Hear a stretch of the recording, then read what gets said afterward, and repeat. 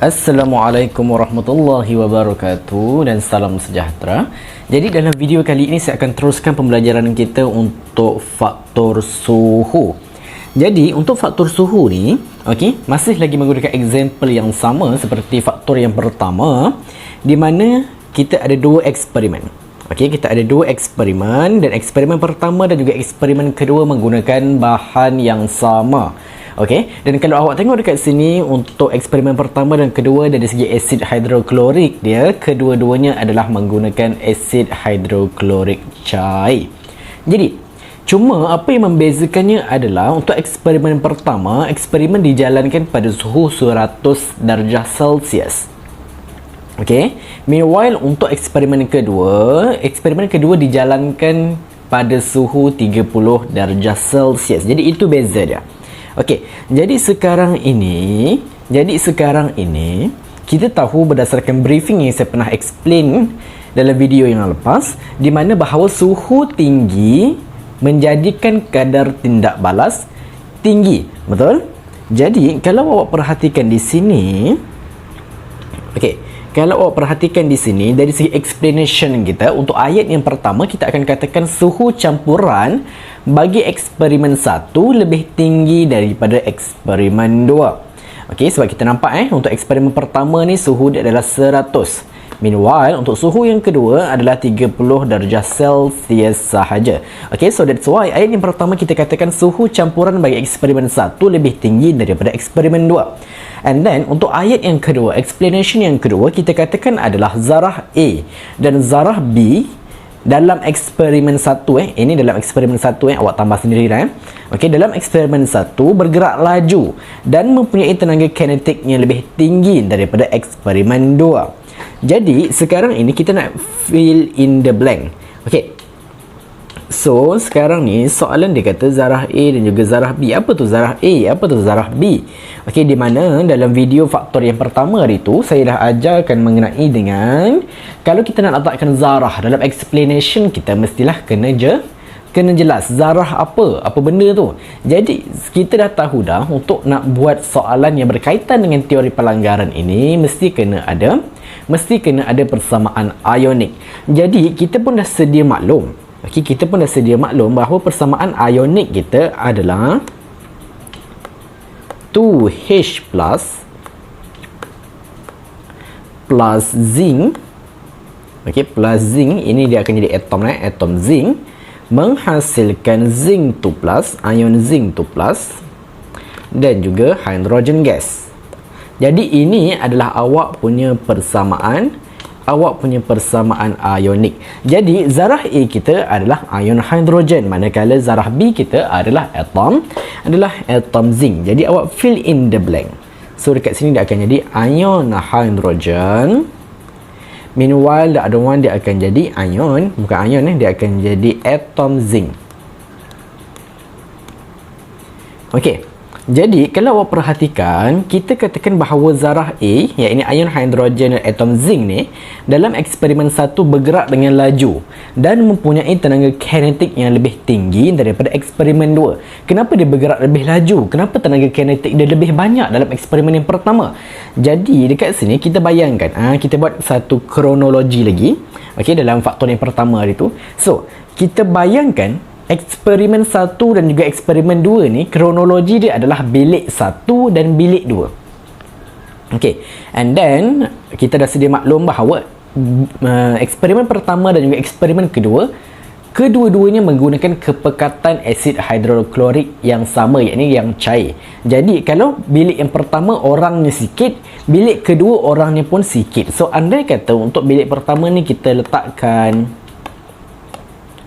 6 orang. Sekejap. Pola dia tak cantik. Kita betulkan balik. So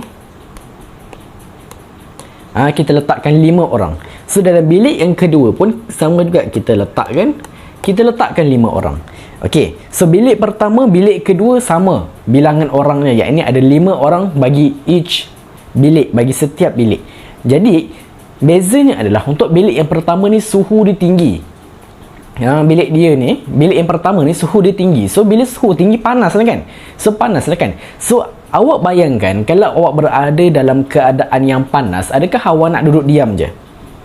Mesti tak kan, sebab awak dah berpeluh-peluh dan sebagainya. Jadi awak nak banyakkan pergerakan. Kenapa? Sebab awak nak keluar daripada tempat yang panas tu untuk cari tempat yang bersesuaian, untuk cari tempat yang dapat menyejukkan, cool downkan temperature badan awak. Betul?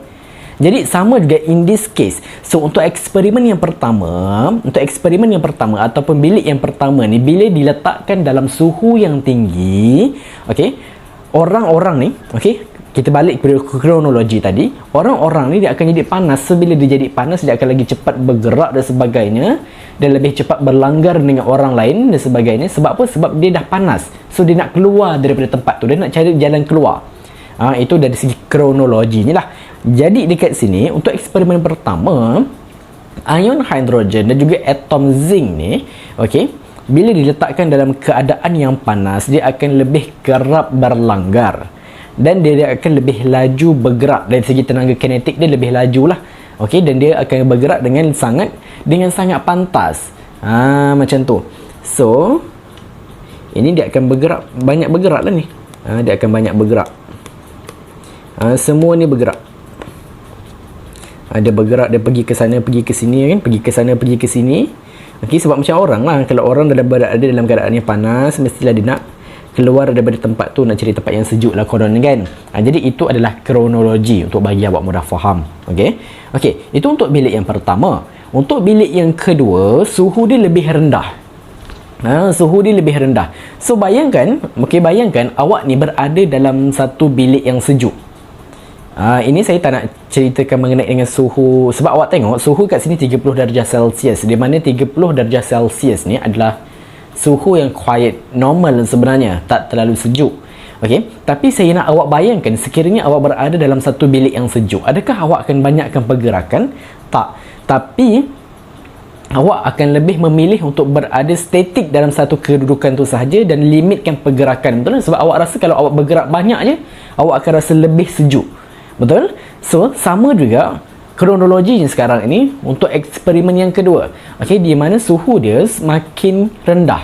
Okey, suhu dia semakin rendah. So bila semakin rendah, dia tidak mempunyai tenaga kinetik yang terlalu banyak untuk bergerak dan berlanggar dengan kerap antara satu sama lain. So that's why kadar tindak balas dia lebih rendah. Okey, so ini dia gerak sikit je. Gerak sikit je. Dia gerak sikit dekat sini. Okey, sekejap. Dia gerak sikit je ni. So nampak beza dia. Untuk bilik yang pertama, wah banyak sangat pergerakan ni. Okey, banyak sangat pergerakan. Tapi untuk bilik yang kedua ni, pergerakan dia sikit je. Okey, sebab dia lebih memilih untuk statik je duduk kat situ. Okey, so itu adalah kronologi lah. Okey, di mana saya mainkan kronologi dari segi bilik yang pertama, awak berada dalam bilik yang panas. Okey, manakala untuk bilik yang kedua, awak berada dalam bilik yang sejuk. Macam tu. Okey. So that's why untuk explanation kita yang kedua, kita katakan ion hidrogen dan juga atom zinc dalam eksperimen 1 bergerak laju dan mempunyai tenaga kinetik yang lebih tinggi daripada eksperimen 2. Okey. And then macam sebelum ni saya cakapkan, di mana template ayat untuk yang ketiga, 4 dan 5 is always the same untuk kesemua faktor. So awak just hafal je lah. Okay, so yang ketiga, frekuensi perlanggaran antara zarah A. So zarah A ni apa? Zarah A ni adalah ion hidrogen. So awak fill in the blank. Awak tinggal fill in the blank je. Zarah A dan zarah B. So zarah B adalah atom zinc.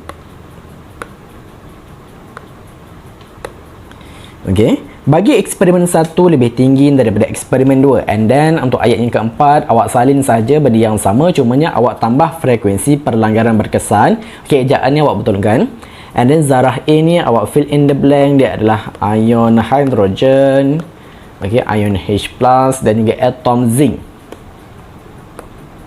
Okey, dan juga atom zinc. Dan untuk ayat yang terakhir, yakni ayat yang kelima, kita buat conclusion di mana kadar tindak balas dalam eksperimen 1 lebih tinggi daripada eksperimen 2. Okey, jadi sekarang ini saya nak explain sedikit. Okay, saya nak explain sedikit mengenai dengan ayat ketiga dan ayat yang keempat. Okay, di mana kalau awak perhatikan kan, dari ayat ketiga dan ayat yang keempat ni, ayatnya lebih kurang sama sahaja. Ayatnya lebih kurang sama sahaja. Okey, yang pertama frekuensi perlanggaran, yang kedua frekuensi perlanggaran berkesan. Tapi apa beza dia sebenarnya? Okey, bahasa mudah dalam bahasa mudah, frekuensi perlanggaran ni awak bayangkan awak ada dua bahan. Okey, bayangkan awak ada dua bahan yang awak campurkan. Okey, awak bayangkan frekuensi perlanggaran ni, situasi dia adalah awak ada dua bahan dan awak campurkan. That's all. Okey, awak bayangkan sampai situ saja. Awak ada dua bahan, awak campurkan. Itu situasi untuk frekuensi perlanggaran. Kalau frekuensi perlanggaran berkesan, situasi dia adalah awak ada dua bahan, awak campurkan dan ada tindak balas. Okey, dan ada tindak balas yang menghasilkan produk yang awak nampak ada hasil selepas tindak balas tu, maka itu adalah frekuensi perlanggaran berkesan. Okay, so that's why kita kena nyatakan frekuensi pelanggaran ni untuk ayat yang ketiga. Okay, di mana ayat yang ketiga ni kita nak nyatakan bahawa ion hidrogen dan juga atom zinc ni dia dah dicampurkan untuk bertindak balas. Okay, dah dicampurkan untuk bertindak balas, tapi ada bahan ke tak? Maaf, bukan ada bahan, ada hasil ke tak? Kita tak tahu. Jadi nak menentukan sama ada tindak balas tu ada hasil ataupun tidak, maka adanya ayat yang keempat, iaitu kita nyatakan frekuensi perlanggaran berkesan. Okey, jadi itu adalah situasi dia lah untuk awak mudah faham. Okey, kenapa ayat yang ketiga kita letakkan frekuensi perlanggaran, kenapa ayat yang keempat kita nyatakan frekuensi perlanggaran berkesan. So itu beza dia. Okey, jadi saya rasa itu sahaja untuk faktor suhu. Jadi untuk video yang akan datang, saya akan tunjukkan mengenai dengan faktor dari segi saiz bahan pula. Okey.